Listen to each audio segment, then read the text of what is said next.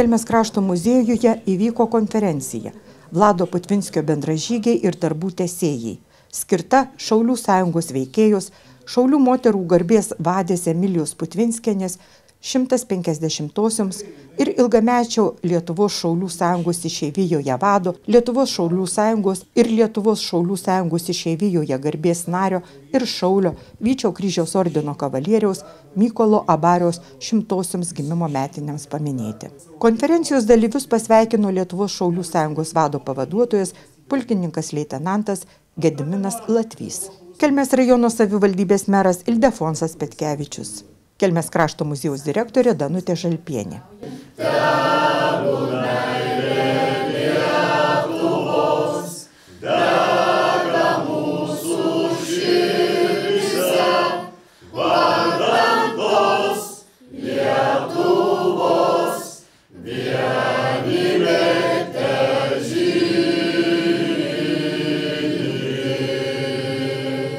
Sugiedojus Lietuvos himną, konferencija prasidėjo Kelmės rajono Šaukėnų Vlado Putvio Putvinskio gimnazijos mokinių pasirodymu. Dainas konferencijos dalyviams skyrė Tatjana, Viltė ir Neda, mergaičių mokytoja Vitalija Riškuvienė. Konferenciją vedė Lietuvos Šaulių sąjungos Vlado Putvinskio Putvio klubo prezidentas Vyčio kryžiaus ordino kavalierius Stasys Ignatavičius. Pranešėjus pristatinėjo šaulys, muziejininkas, edukatorius Dovydas Jokubauskis.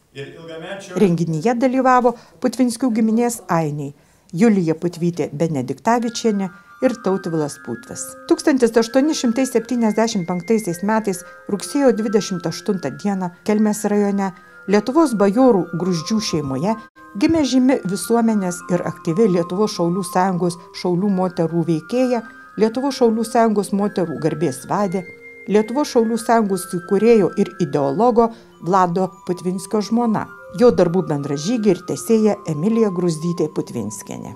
Lietuvos karo istorikas, humanitarinių mokslų daktaras, profesorius, šaulys ir skautas, Lietuvos Respublikos Seimo narys Valdas Rakutis kalbėjo apie moterų vaidmenį išsivadavimo kovose. Kalbant apie moteris išsivadavimo kovose, pradėčiau nuo moters kaip motinos vaidmens. Sakyčiau, kad jis galbūt net pats stipriausias. Atkreipkime dėmesį į moters vaidmenį auginant šalies piliečius, būsimus krašto gynėjus.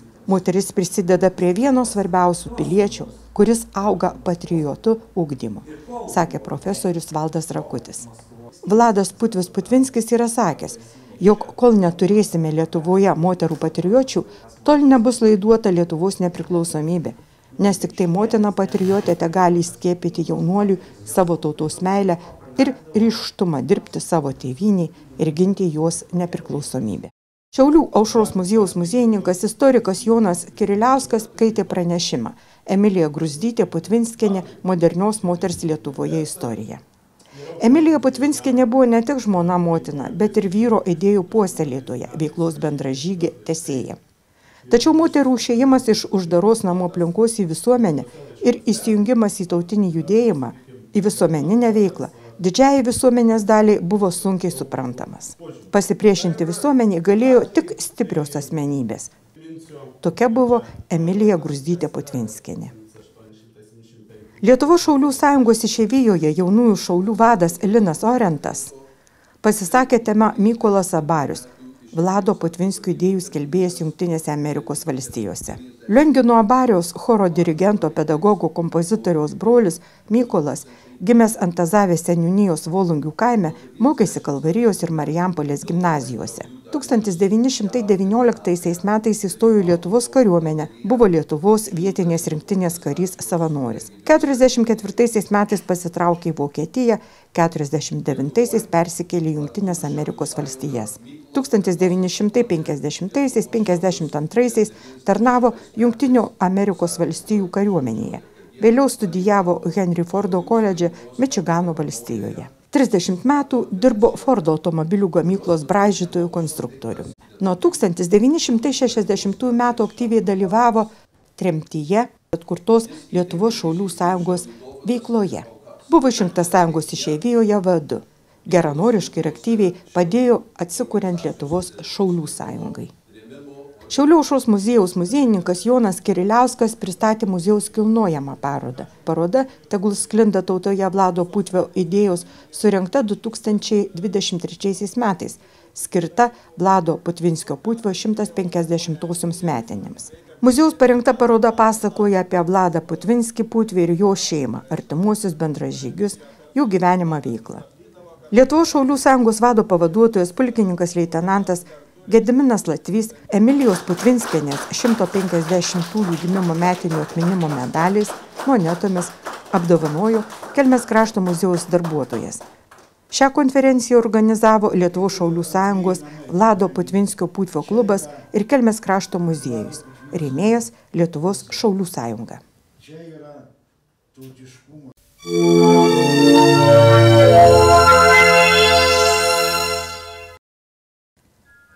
Šiais metais sukanka 85, kai rugpjūčio 28 dieną gimė šviesios atminties Lietuvos nepriklausomos valstybės atstatymo akto signataras, politinis ir visuomenės veikėjas, Kelmės rajono garbės pilietis, pedagogas Antanas Račas. Antanas Račas gimė 1940 rugpjūčio 28 dieną Jurbarke. Baigė Kedulių vidurinę mokyklą, Vilniaus universitete studijavo germanistiką, po studijų dirbo pedagoginį darbą įvairiose švietimo įstaigose. Antanas Račas buvo aktyvus Lietuvos persitvarkymo sąjūdžio veikėjas, sąjūdžio Kelmės rajono tarybos pirmininkas. 1990–1992 metais Lietuvos Respublikos aukščiausiosios tarybos atkuriamųjų Seimo deputatas. 1992–1996 ir 2000 metais Lietuvos Respublikos Seimo narys. Nuo 1993 Tėvynės sąjungos Lietuvos konservatorių partijos ir tarybos narys. Dirbo Seimo užsienio reikalų ir Europos reikalų komitetuose, buvo Seimo delegacijos ryšiams su Europos parlamentu ir tarp parlamentinių ryšių su Vokietijos federacinė respublika grupės pirmininkas. Po 1991 sausio įvykių užsienio reikalų komisijos pavedimu įkūrė Lietuvos informacinį biurą Hüttenfelde bei tapo šio biuro vadovu. Bendradarbiaudamas su Bundestago parlamentarais užmezgė ryšius, leidusius Kelmės rajono ūkininkams išvykti į stažuotes Vokietijos ūkiuose, žemės ūkio mokyklose. 2010 metais Antanui Račiui suteiktas Kelmės rajono garbės piliečio vardas. Žmonių atmintyje Lietuvos nepriklausomybės akto signataras Antanas Račas liko kaip nuoširdus, atviras, patikimas ir paprastas žmogus. Žmogaus nuveikti darbai lieka. Juk pasakyta, ir miegantį, ir einantį, lydi jį visados vaisius jo atliktas gyvatui ankstesniai. Ir lieka visados jis su siela.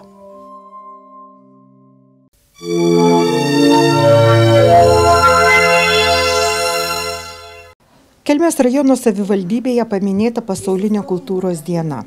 Pasaulinė kultūros diena visame pasaulyje švenčiama balandžio 15 dieną. Ši data pasirinkta siekiant pagerbti Renesanso genijų Leonardą da Vinci, gimusį būtent tą dieną. Pasaulio kultūros diena Lietuvoje minima rugsėjo 22-ąją. Tai lietuvių genijaus Mikalojaus Konstantino Čiurlionio gimimo diena.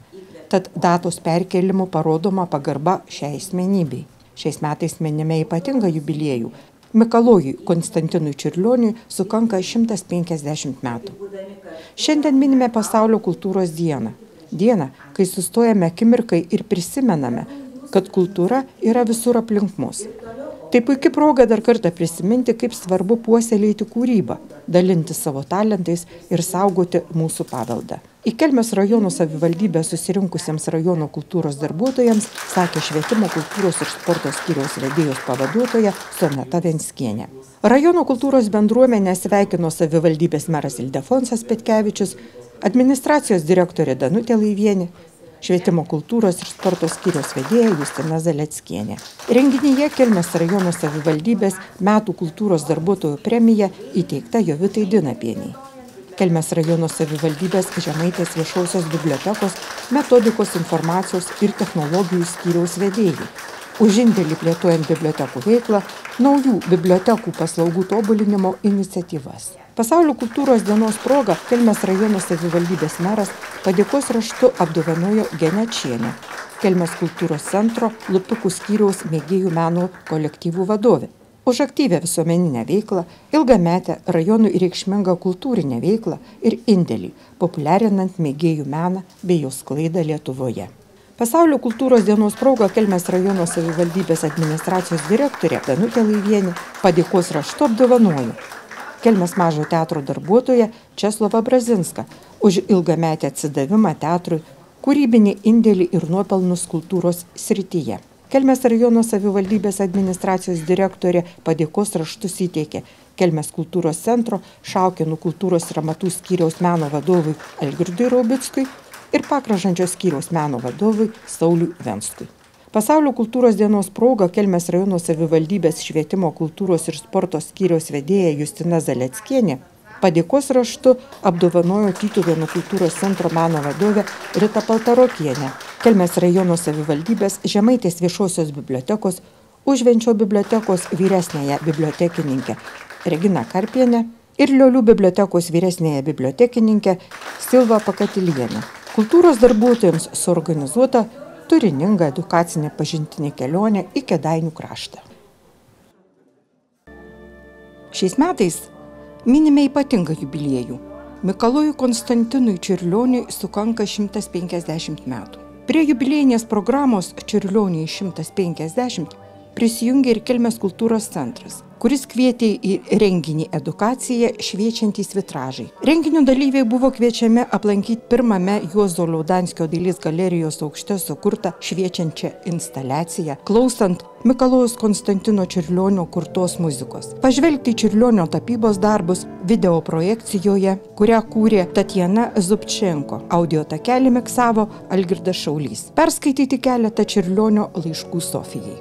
Po to antrame galerijos aukšte ant mažo formato organinio stiklo vitražo dažais sukurti darbą, kurio įkvėpimas išgirsta, pajusta ir pamatyta Čiurlionio kūryba. Menininkų kūrybinės dirbtuvės pleneras Bendrystėje šviesti Lietuvai tai Kelmės kraštą reprezentuojantis renginys, tęstinis tarptautinis projektas. Šaukėnuose, kuriame kuria Lietuvos ir Latvijos profesionalūs menininkai. Menininkų kūrybinių dirbtuvių atidarymą pradėjo Jovitos Žakarienės vadovaujamo menų fabriko Veiksmas šokėjos. Kūrybinių dirbtuvių atidarymo metu projekto vadovė Kelmės kultūros centro Šaukėnų kultūros ir amatų skyriaus etninės kultūros specialistė Gitana Urmonienė supažindino su plenero ištakomis. Miestelėje nuo Šiaulių pedagoginio instituto atsiradimo laikų vykdavo dailininkų plenerai. Kelmės kultūros centro Šaukėnų kultūros ir amatų skyriui pavyko atgaivinti ir prikelti istorinę plenero dvasią ir nuo 2017 metų 9 metus iš eilės vasarą vyksta menininkų kūrybinės dirbtuvės. Šiemet Šaukėnuose kūrė 20 dalyvių, 16 tapytojų ir 4 fotomenininkai iš Latvijos, Vilniaus, Šiaulių, Kuršėnų, Šaukėnų. Kūrybinių dirbtuvių Bendrystėje šviesti Lietuvai tikslas suaktyvinti Šaukėnų bendruomenės kultūrinį gyvenimą ir dailininkų kūrybą įprasminti apylinkių grožį. Atidarymo metu menininkų kūrybinių dirbtuvių dalyvius pasveikino Kelmės kultūros centro direktorė Laima Lapinskienė. Sveikinimo žodžius tarė Kelmės rajono savivaldybės švietimo, kultūros ir sporto skyriaus vedėja Justina Zaleckienė, Šaukėnų klebonas Tomas Uksas, asociacijos Šaukėnų miestelio bendruomenė pirmininkė Jūratė Gotautienė. Atidarymo šventę dainomis papuošė Kelmės kultūros centro dainavimo studijos dainininkės, vadovaujamos Jurgitos Gelumbickienės. 9-osios menininkų kūrybinės dirbtuvės Bendrystėje šviesti Lietuvai savo dvasia išliko tokios pat kūrybingos, entuziastingos, kaip ir ankstesniais metais. 5 dienas gamtos apsuptyje menininkai atsidavė kūrybai. Čia galima pamiršti laiką ir atrasti save, sako kūrėjai. Čia kiekvieno menininko siela paveikianti gamta skatina ne vien įkvėpimą, kūrybiškumą, bet ir norą dalintis, bendrauti, kurti. Menininkų kūrybinių dirbtuvių Bendrystėje šviesti Lietuvai uždarymas vyksta kūrybinių dirbtuvių metu sukurtų darbų paroda. Uždarymo šventė šiais metais surengta Šaukėnų Švenčiausiosios Trejybės bažnyčioje. Kūrybinių dirbtuvių uždarymo metu projekto vadovė Kelmės kultūros centro Šaukėnų kultūros ir amatų skyriaus etninės kultūros specialistė Gitana Urmonienė dėkoju už bendrystę, už pastangą savo kūriniuose įprasminti giluminį, bei subtilų žmogaus ryšį su Šaukėnų apylinkių peizažu. Uždarymo metu Lietuvos dailininkas, tapytojas, pedagogas profesorius Antanas Visockis sakė: turiu pareigą pristatyti vieną iš plenero metu sukurtų darbų. Tai savotiškas interpretacinis kūrinys, pasisveikinimas su Čiurlioniu. O mano žmona Aldona Visockienė parodoje eksponuoja filosofo Emanuelio Kanto portretus, kurio jubiliejinę 300 metų gimimo datą paminėjome pernai. Menininkė Saulė Urbanavičiūtė nuo 2008 metų Lietuvos akvarelininkų grupės Aqua 12 vadovė. Uždarymo metu pasidžiaugė sėkmingų meninių kūrybinių dirbtuvių darbu. Gražia bendrystė. Uždarymo metu menininkų kūrybinių dirbtuvių dalyviams dėkojo Lietuvos Respublikos Seimo narys Kęstutis Bilius, Šaukėnų seniūnijos seniūnas Algimantas Šukys. Dainas dovanojo Kelmės kultūros centro Šaukėnų kultūros ir amatų skyriaus vokalinis instrumentinis ansamblis Anima, vadovaujamas Aido Kalinčiko. Menininkų kūrybinių dirbtuvių bendrystėje šviesti Lietuvai dalyviai sakė, jog visa mūsų supanti Šaukėnų apylinkių aplinka suteikė ramybę ir atsitraukimą nuo kasdienybės. Savo kūrybą siekiame padėti suprasti, pajausti tvirtesnį ryšį su mūsų supančia gamta, miesteliu ir jos gyventojais.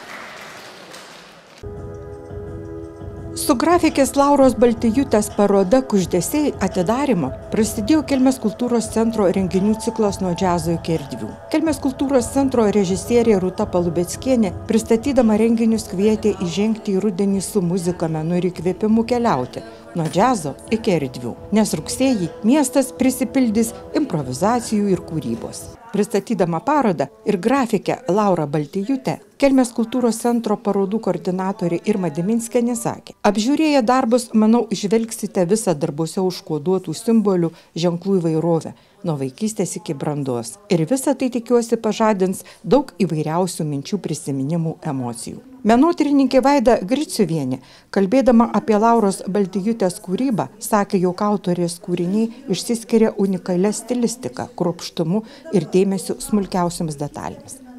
Laura kurdama atskleidžia save kaip improvizatorė, leidžia savo eksperimentuoti ir sužaisti skirtingų technikų niuansais, išreikšdama save per baltų ir juodų dėmių grafiką.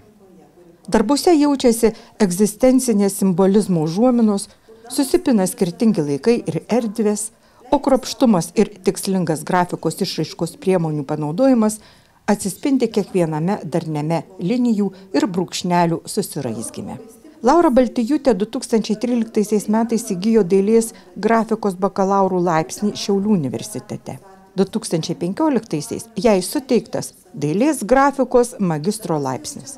Lauros darbai sukurti tušu ir plunksna bei grafiniais rašikliais. Šiame pasaulyje, kaip daug garsių skambių frazių, aš savo subtiliai išjausta grafika, tais tušo paliktais brūkšneliais kviečiu išgirsti tylų praeities aidą, įsiklausyti į save, savo savastį, sakė parodos autorė Laura Baltijutė. Ši paroda gimė, kaip aš po studijų metų grįžau į gimtinę. Iščiupinėjau prosenelių paliktus daiktus, senelių rakandus ir pajutau, kiek juose išminties.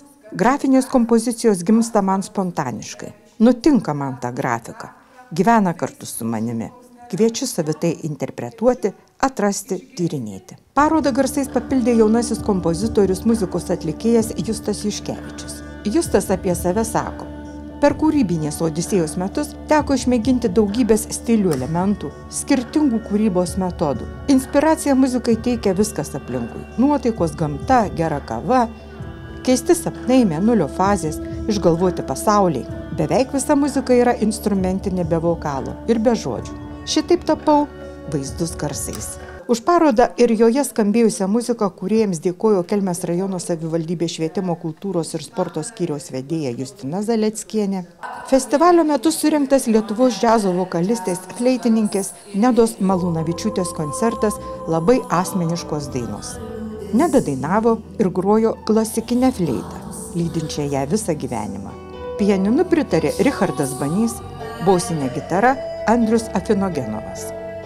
Nedos Malūnavičiūtės koncertas Labai asmeniškos dainos tai per 30 metų laikotarpį sukurtų ir koncertoje atrinktų dainų akustinė versija. Kaip sakė atlikėja, visas dainas sieja vienas kertinis dalykas. Jos visos buvo sukurtos specialiai man, todėl jos ypač subtilios, intymios ir labai asmeniškos. Renginių cikle nuo džiazo iki erdvių Kelmės kultūros centro Juozo Liaudanskio dailės galerijoje grupės Hit-Kick pasirodymas. Kelmės kultūros centro režisierė Rūta Palubeckienė sakė, jog Hit-Kick kelias prasidėjo Klaipėdoje 2012 metais, gatvės muzikos dieną. Grupė groja populiarius, visiems girdėtus kūrinius, tačiau savitai aranžuotus ir perteiktus gypsy jazz stiliumi. Būtent tai atspindi ir pats grupės pavadinimas, išvertus lietuviškai, tai hitų spardymas. Muzika, kurią mes atliekame, yra kupina linksmos energijos ir jokios emocijos, kuri tinka tiek šokiams, tiek pasimėgavimui, tiek pasiklausimui, sako grupės nariai. Kelmės kultūros centro Juozo Liaudanskio dailės galerijoje žinomus hitus spardė charizmatiškoji atlikėja Žyginta Jašinskaitė. Grupėje gitara groja Martynas Ąžuolas, grupės Hit-Kick siela, aranžuočių kūrėjas bei mokytojas. Gitara groja Paulius Volkovas, kontrabosu groja Armanas Isojan. Vakaro metu skambėjo ne tik seni ir žinomi šlageriai, bet ir visiškai naujos ir niekur negirdėtos dainos. Renginių cikle Quinteto della Morte gatvės teatro spektaklis, kurio tikslas yra gyvenimo ir mirties santykių atskleidimas. Šis spektaklis įkvėptas XIX amžiaus postmortem fotografijos žanro. Kviečia žiūrovus pamąstyti apie savo mirtingumą. Postmortem fotografija kuria paslaptingumo efektą šiuolaikiniam žmogui, jau vien todėl, kad jis nėra pratęs žvelgti į mirusiojo nuotraukas. Dinamiškame performanse Quinteto della Morte aktoriai traukia žiūrovą per komediją, judesį, garsą, teatrinę išraišką, pabrėždami mintį, kad mirtis yra ne kelionės pabaiga, o tęsinys. Šiuo projektu siekiama skatinti dialogą apie mirtingumą, kol esame gyvi ir neatsiejami nuo išėjimo anapus. Performanso kūrėjai režisierė Jūratė Širvytė, aktoriai Aušrinė Juodeškaitė, Margarita Bladžianauskaitė, Jūratė Širvytė, Modestas Vaitkevičius, Edvardas Gedraitis. Spektaklio prodiuseris viešoji įstaiga Senųjų menų studija.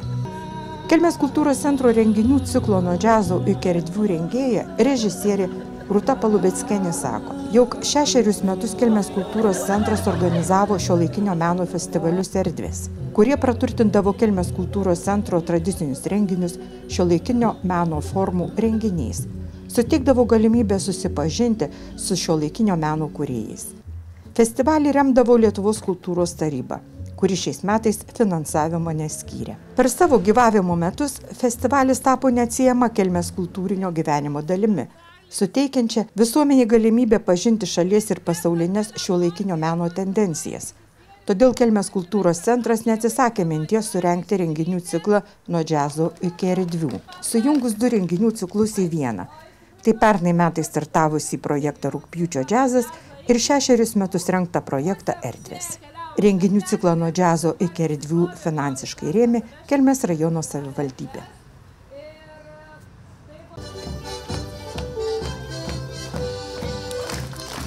Kelmės kultūros centras, atsiliepdamas į Lietuvos nacionalinį kultūros centro kvietimą, jau 11 kartą prisidėjo prie akcijos Visa Lietuva šoka. Rugsėjo 19 dieną kartu su Visa Lietuva šoko ir kelmiškiai, ir tai viena smagiausių etninės kultūros iniciatyvų. Tai reikia ateiti ir įsilieti į smagų šokio sūkurį. Visa Lietuva šoka tai kvietimas čia ir dabar. Visa esybė patirti dainuojamojo, muzikinio ir žinoma šokamojo folkloro gyvastį, energiją ir tuo pat metu prisiliesti prie savo šaknų. Šokėjams akompanavo Kelmės kultūros centro folkloro kolektyvo Taduje muzikantai, vadovaujami Osvaldo Gerbenio. Šoko Kelmės Kražantės progimnazijos šokių studijos Kražantėlį šokėjai, vadovaujami mokytojos Linos Šimkevičienės, ir Kražantės progimnazijos 3 B klasės moksleiviai, vadovaujami mokytojos Laimos Antanaitienės. Kelmės Algirdo Lipeikos menų mokyklos choreografijos skyriaus moksleiviai, vadovaujami mokytojos Laisvės Monkevičienės, Kelmės kultūros centro šokių grupės Šypsenėlės šokėjai, vadovė Diana Bakšienė ir Dianos vadovaujami Kelmės švietimo pagalbos tarnybos 3 amžiaus universiteto šokėjai. Unikalios akcijos tikslas – per tradicinius šokius vienyti Lietuvos žmonės, stiprinti jų kultūrinės tapatybės pajūtą. Kelmės kultūros centro Juozo Liaudanskio dailės galerijoje atidaryta žymaus Lietuvos tapytojo Raimundo Savicko paroda Susitikimai, skirta menininko 70-mečiui. Parodos atidaryme dalyvavusi Šiaulių miesto kultūros centro Laiptų galerijos vadovė Kristina Alseikė sakė, jog tai Šiaulių kultūros centro organizuojamo projekto Kultūrinis litvakų peizažas renginys. Projektas kviečia pažvelgti Lietuvos žydų kultūros pėdsakus. Parodą pristatė menotyrininkė Kotryna Žukauskaitė. Raimundas Savickas gimė 1955 metais Vilniuje garsiaus menininkų dinastijos šeimoje.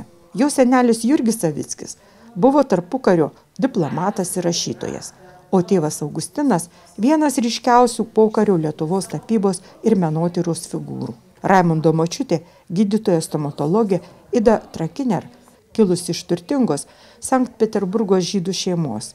Dailės pagrindus Raimundas perėmė tėvo dirbtuvėje, tačiau studijoms pasirinko Vilniaus universiteto istorijos fakultetą, kur įgijo bibliotekininko, bibliografo kvalifikaciją. Greta kūrybinės veiklos menininkas aktyvus kultūrinio ir visuomeninio gyvenimo organizatorius. Įkūrė galeriją, rengia tarptautinius edukacinius dailės projektus, o taip pat inicijuoja įvairias veiklas. Nuo 1988 metų Lietuvos dailininkų sąjungos narys. Raimundas labai savitas kūrėjas, nes jau kūryboje jungiasi dvi svarbiausios dailės tradicijos – lietuviškoji ir litvakų.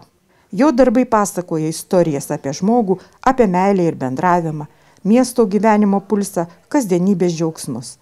Jo drobėse atpažinsime įsimylėjusių poras, bohemiškus bičiulių susibūrimus, muzikantus ir angelus. Kelmės profesinio rengimo centro salėje visuomeniai koncertu pristatytas naujas leidinys Gerimanto Ruko kūriniai liaudiškos muzikos kapeloms dainos gimtiniai. Gerimanto Ruko sukurtas dainas dainavo, grojo Kelmės kultūros centro liaudiškos muzikos kapela Kelmynė. Vakaro vedėja Kelmės kultūros centro pavaduotoja kultūrai Angelė Jovaišaitė sakė, jog žinomo Kelmės krašto liaudies kompozitoriaus Stanislovo Ruko sūnus Gerimantas pasirinkęs muzikos specialybę kito kelio kaip ir neturėjo. Nuo mažens Gerimantas tėvus matė tarp saviveiklininkų. Abu dirbo kultūros namuose. Tėvai į kultūros namus vesdavosi ir vaikus. Tad visų dainomis, su muzika tarp muzikantų. Gerimantas studijavo Juozo Gruodžio aukštesniojoje muzikos mokykloje, baigė Lietuvos muzikos akademiją Klaipėdos fakultetuose. Šiandien šviesiaus atminties liaudies kompozitoriaus Stanislovo Ruko sūnus Gerimantas žinomas kaip talentingas muzikos mokytojas, puikus ansamblių ir kapelų vadovas, pučiamųjų orkestro muzikantas ir giedotojas, Kelmės kultūros centro liaudiškos muzikos kapelos Kelmynė vadovas. Su Kelmynės kapela įrašytos ir išleistos 3 kompaktinės plokštelės garso kasetė.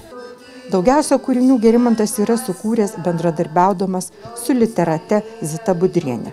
Telšių krašto poetė Zita Budrienė renginio metu pasidalino savo eilėmis, dainomis. Gerimanto Ruko leidinyje dainos gimtiniai kūriniai liaudiškos muzikos kapeloms sutilpo 40 Gerimanto Ruko sukurtų kūrinių, o literatų Bronislavo Klimašausko, Jadzės Kaupšienės, Edvardo Stankaus, Zitos Budrienės, Antano Sajos, Vytauto Skripkos, Stasio Žlibino, Vytauto Barausko, Jono Sakalauskio, Laimos Stankevičienės Laimužės sukurtos eilės virto dainomis. Koncerte keletą Gerimanto Ruko dainų su liaudiškos muzikos kapela Kelmynė atliko Kelmės kultūros centro muzikavimo grupė Intriga, vadovė Angelė Jovaišaitė. Gerimanto Ruko dainos gimtiniai, kūriniai liaudiškos muzikos kapeloms leidiniai, 150 egzempliorių tiražu išleido Kęstučio Jono Vasiliausko leidykla Liucilijus. Prie leidinio išleidimo finansiškai prisidėjo Kelmės rajono savivaldybė, Kelmės kultūros centras.